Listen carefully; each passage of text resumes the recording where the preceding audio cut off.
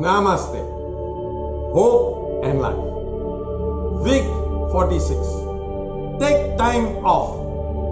With the stressful, fast-paced life that we are living, it becomes even more important to slow down our pace of life and take a break.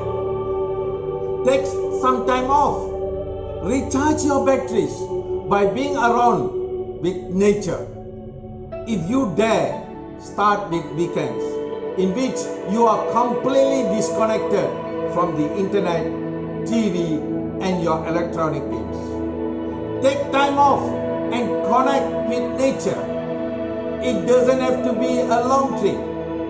Walk in the woods, on the beach, or in a park whenever you get a chance and observe how you feel afterwards.